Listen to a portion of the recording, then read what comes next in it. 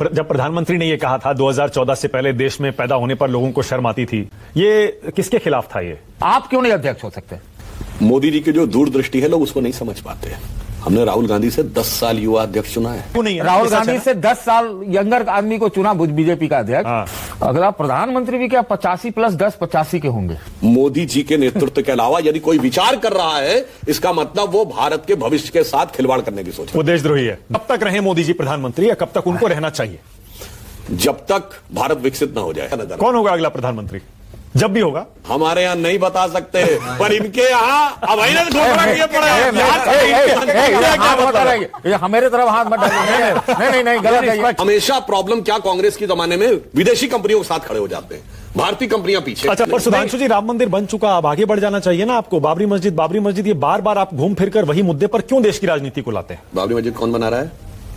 अच्छा, हुमायूं कबीर तो हम बना रहे हैं। वो सब कह रहे हैं आप ही बनवा रहे हैं पीछे से। टीएमसी ने तो निकाल दिया। दोस्तों, वीडियो का क्वालिटी उतना अच्छा नहीं है, लेकिन वीडियो बड़ा जबरदस्त है। बस आप लोग अंत तक बने रहिए। नमस्कार, मैं हरेश कुमार आपका स्वागत करता हूं फिर से एक नए वीडियो में। अभी आपने पीछे कुछ सेकंड का यह वीडियो क्लिप देखा, उम्मीद करता हूं पसंद आया होगा, लेकिन अंत तक बने रहिए, आगे बहुत मजा आने वाला है। आज के इस डिबेट में आप देखने वाले हो पत्रकार मानव गुप्ता को, तो वही बीजेपी के महान नेता के साथ साथ एक अच्छे प्रवक्ता सुधांशु त्रिवेदी और विपक्ष के लोगों को आज जिस तरह से सुधांशु त्रिवेदी ने धोया है, उनके सवालों का जवाब दिया है। आज के बाद कभी भी कोई सुधांशु त्रिवेदी से सवाल नहीं पूछेगा। ये विपक्ष वाले उस राहुल गांधी की बात करते हैं जो विदेशों में जाकर अपने ही देश की बुराई करना शुरू कर देते हैं। इसीलिए शायद जब राष्ट्रपति पुतिन भारत दौरे पर आए थे, तब राहुल गांधी से नहीं मिलने दिया गया। ये वही कांग्रेस सरकार है, ये वही राहुल गांधी की परिवार है, जहां पर मुखिया सिर्फ एक ही परिवार के सदस्य बनते हैं। लेकिन बीजेपी में ऐसा नहीं होता है, चुनकर किसी को किसी भी पद पर दिया जाता है। दोस्तों, वीडियो काफी इंटरेस्टिंग है, आगे भी बहुत सारी बातें हुई है, बहुत सारे मुद्दे पर चर्चे हुए हैं। आप लोग अंत तक बने रहिए। वीडियो को देखने से पहले लाइक कर दीजिए और चैनल पर नए हैं तो सब्सक्राइब कर दीजिए। आइए इस वीडियो को शुरू करते हैं।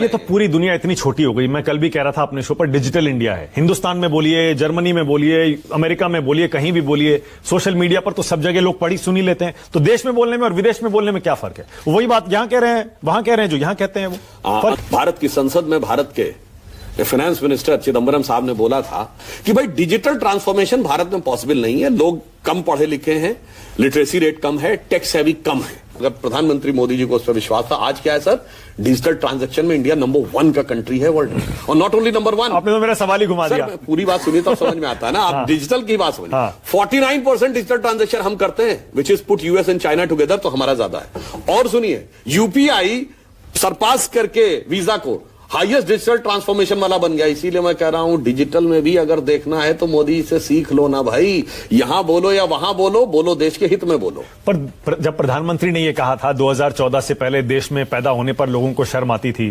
ये किसके खिलाफ था? ये क्या फिर आप पुरानी सरकारों को नहीं बोल रहे थे? वो 71 के लड़ाई के समय इंदिरा गांधी जी उससे पहले पूरे विश्व के दौरे पे गई, उन्होंने भारत की गरीबी के बारे में पूरा चित्रण किया कि हम बांग्लादेश से आए लोगों को नहीं वो कर सकते। इसका मतलब क्या वो भारत की गरीबी का मजाक उड़ा रही थी? एक यथार्थ बता रही थी। 2006 प्रधानमंत्री मनमोहन सिंह जी ऑक्सफोर्ड में डिग्री लेने गए, और उनका भी बयान है, कोई जाके नेट पे पढ़ ले। हमने आपसे बहुत कुछ सीखा है, शायद British prime minister Gordon Brown के प्रेजेंस में। हमने बहुत कुछ आपसे लीगेसी से, मतलब ब्रिटिश से कह रहे हैं कि हमने सीखा। और अब दौर क्या आया? दिसंबर 2024 में ऑक्सफोर्ड ने केस स्टडी की है उसी की, जिसके आपने कहा कि मोदी जी के अंडर में इतना क्विक और इतना व्यापक डिजिटल ट्रांसफॉर्मेशन इंडिया में कैसे हुआ। यानी अब वो हमसे सीख रहे हैं और हम उनसे सीख रहे थे। देश तो वही है, 14 साल में इतना कैसे बदल गया? हो गया। सतीश जी, आप क्यों नहीं अध्यक्ष हो सकते? बिल्कुल बताता हूं साहब, मोदी जी की जो दूरदृष्टि है लोग उसको नहीं समझ पाते। हमने राहुल गांधी से 10 साल युवा अध्यक्ष चुना है, और जिस समय अमृतकाल देश पूरा कर रहा होगा तब 67 के होंगे। अब सुनिए सर, कांग्रेस में क्या था, 6 सितंबर 2022 को खड़गे जी के चुनाव के समय 22 नेताओं ने लिख के भेजा, किसको? मधुसूदन मिस्त्री को, जो मुख्य चुनाव अधिकारी थे कांग्रेस के आंतरिक चुनाव में। भाई साहब, ये 28 पीसीसी से जो लिस्ट आई है वोटर की, वो तो दे दीजिए। नहीं दी गई। आज वोटर लिस्ट के लिए हल्ला मचा रहे हैं, अपनी इंटरनल वोटर लिस्ट नहीं दी और कहा वो चुन गए। हमारे यहां ऐसा कुछ नहीं, हमारे यहां सर्वसम्मति से चुनाव हुआ। सारे पहले जिला अध्यक्ष चुने गए, फिर प्रदेश अध्यक्ष चुने गए, उसके बाद चुनाव हुआ। हमारे यहाँ किसी ने कहा गया कि वोटर लिस्ट दिखाओ, हमने कहा जी वोटर लिस्ट नहीं है। नहीं, ईवीएम से चुनाव हुआ? कैसे चुनाव हुआ? सर्वसम्मति से हमारे यहाँ अचानक से एकदम घंटे भर में। पार्लियामेंट्री बोर्ड में 2.5 साल से क्यों नहीं कर रहे थे? हाँ, सोचने में वक्त मिलता लगता है। हाँ सुनिए, तो दूसरे की तरह नहीं है कि पैदा होते ही अध्यक्ष हो जाता है। पैदा हुआ अब अरे अध्यक्ष यही होगा, पता है। तो चुन के अध्यक्ष बनाया है। इन सारी पार्टियों ने अपने अपने संविधान में संशोधन कर रखा है कि ताजिंदगी अध्यक्ष रह सकता है, एक ही परिवार का रहेगा। जैसे आप अभी चौंके हमारा अध्यक्ष आने पे। अब मैं पूछना चाहता हूं, आपसे पूछूं कि हाँ सर 2047 में भाजपा का अध्यक्ष कौन होगा? आप नहीं बता सकते, पर दावे के साथ कह सकते हैं कि अगर कांग्रेस पार्टी रही तो सत्ता का सूत्र या अध्यक्ष एक ही परिवार में होगा। जवाब दे देता हूं। सपा रही तो इन्हीं के हाथ में रहेगा, डीएमके रही तो इसी परिवार के हाथ में रहेगा, राजद रही तो यही में रहेगा। इसलिए जो लोग इस चश्मे से देखते हैं वो समझ नहीं पाते। ये प्रश्न उनसे है कि 20 साल इसमें एक चीज जोड़ लीजिए ना, ये आप ये जो कहते हैं कि 2047 में बीजेपी का अध्यक्ष कौन होगा ये बताना बड़ा मुश्किल है, लेकिन ये भी तो सच है ना कि आपने 75 साल की एक डेडलाइन तय की थी वरिष्ठ नेताओं के लिए, रिटायर हो जाएंगे।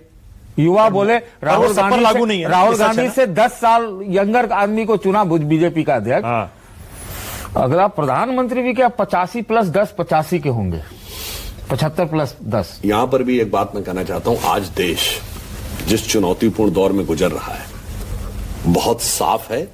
इस समय किसी नए एक्सपेरिमेंट का कोई स्कोप नहीं है। और एक्सपेरिमेंटल पॉलिटिक्स एक दिल्ली में हुई थी 10 साल पहले, नई नवेली पार्टी आई, वो इतनी अजब अलबेली साबित हुई कि वो एक्सपेरिमेंटल बहुत डेट्रीमेंटल लगने लगा। इसलिए इस समय जांचे परखे खरे और तपे तपाए आजमाए मोदी जी के नेतृत्व के अलावा यदि कोई विचार कर रहा है, इसका मतलब वो भारत के भविष्य के साथ खिलवाड़ करने की सोच रहा है। वो देशद्रोही है। नहीं, भविष्य के साथ खिलवाड़ करने वो दर्शकों के विवेक पे छोड़ते हैं। चाहे मन की बात बता दीजिए सुधांशु जी, आप क्या चाहते हैं, कब तक रहे मोदी जी प्रधानमंत्री या कब तक उनको रहना चाहिए? जब तक भारत विकसित ना हो जाए, 2047 तक। हो सकता हम पहले भी टारगेट अचीव कर लें। आपने 47 तक का टारगेट रखा है? नहीं, मैं जैसे हम बता रहे हैं, मोदी जी की सरकार में एक महत्वपूर्ण बात है, हमने पावर जनरेशन में 40% इंस्टॉल कैपेसिटी का टारगेट रखा था 2030 अचीव करने को, और आपको पता है कब अचीव कर लिया? 2022। देन रिवाइज टारगेट हो गया कि 50% इंस्टॉल कैपेसिटी क्लीन एनर्जी होगी, क्लीन एनर्जी, ताकि कोयले के बाहर की। भाई साहब वो 50% का टारगेट 2025 में हो गया। तो कौन होगा अगला प्रधानमंत्री जब भी होगा? भाई साहब जब भी होगा, मैं ये नहीं कह रहा हूं कब होगा, जब भी होगा। बहुत अच्छा सवाल पूछा है। हमारे यहाँ नहीं बता सकते, पर इनके यहाँ अब घोषणा किए पड़े हैं। मेरे तरफ हाथ मत डालिए। नहीं गलत है, निष्पक्ष है भाई, ये निष्पक्ष है। आप ऐसे मत करिए, मैं उधर नहीं हूँ भाई, हम आप ही की तरफ ज्यादा देखते हैं, गोल भले मारने का प्रयास करें।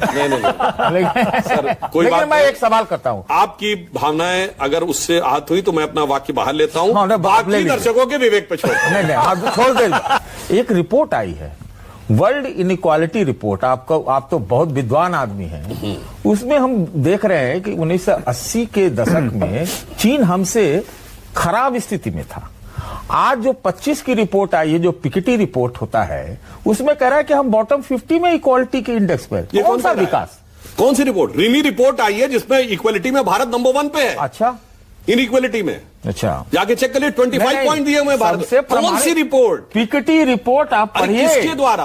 अरे ये IMF की रिपोर्ट है जो मैं आपको कोट कर रहा हूं, हवा में नहीं है सर। आप लोग तो ऐसे तो IMF के खिलाफ। अच्छा ठीक है, हो गया अनंत विजय, ऑल राइट। अब अनंत विजय, अब चक्रव्यूह में। हाँ, वैसे ही जो एक बात कही चीन के दौर में, एक बात जरूर बता दूं, ये सही है। 80 के दशक में हम चीन से बेहतर स्थिति में थे। कोई जाके आपका चेक कर ले, 1980 में भारत का फॉरेन एक्सचेंज रिजर्व $7.2 बिलियन था, और ये चाइना का 2.5। ठीक, 1987-88 तक बराबर थे। फिर क्या हो गया कि 2014 आते आते चाइना वहां पहुंच गया और हम यहां पहुंच गए, ये विचार करने का। अब अगर चाइना से बराबरी की बात आई है तो अब आई है हमारी। इसलिए मैं बताना चाहता हूं, एक बड़ी फैक्ट्री बताइए जो इनके जमाने में भारत में आई हो। हमेशा प्रॉब्लम क्या, कांग्रेस के जमाने में विदेशी कंपनियों के साथ खड़े हो जाते हैं, भारतीय कंपनियां पीछे। दोस्तों, आप अपना राय जरूर दें कि इस वीडियो पर आप क्या सोचते हो, इस तरह के डिबेट पर आप क्या सोचते हो। जिस तरह से आपने अभी 5 से 7 मिनट का यह वीडियो देखा, इसमें आप क्या कहना चाहते हो? दोस्तों, मैं किसी पार्टी पॉलिटिक्स का नहीं हूं, लेकिन जो मुझे सही लगता है वही मैं बताता हूं, और आप भी अपना ओपिनियन कमेंट बॉक्स में देकर जरूर जाएं कि आप किसके बात से सहमत हो। दोस्तों, एक बात आपको बता दूं, जिस तरह से कांग्रेस सरकार ने देश पर राज किया, एक ही परिवार को मुखिया बनाया जाता था। अगर आज भी कांग्रेस सरकार होती तो यही प्रचलन चलते रहता, लेकिन इसी वजह से शायद देश की जनता ने बीजेपी को सत्ता में लाया ताकि कुछ बदला जाए और देश में बहुत सारे बदलाव हुए हैं। 2014 से बहुत सारी चीजें हैं जो विकसित हुई है देश में। दोस्तों बीजेपी का कार्यकाल बहुत छोटा रहा है लेकिन काम बहुत तेजी से हुआ है। भले ही देश पर बहुत सारे ऐसे मुद्दे हैं जहां पर बीजेपी का विरोध हो रहा है, लेकिन दोस्तों धीरे धीरे वो भी ठीक हो जाएगा। जो काम वो 70 साल में नहीं कर सके वो शायद बीजेपी ने बहुत जल्दी कामयाबी हासिल करने की कोशिश की है और देश को एक अलग ही इतिहास के पन्नों पर लिखने का दर्ज कराया है। दोस्तों ये बीजेपी की एक बहुत बड़ी भूमिका है और हमें और आपको मिलकर इसका सपोर्ट करना चाहिए। दोस्तों वैसे आप लोग अपना राय जरूर दें कमेंट बॉक्स में, आप क्या सोचते हो।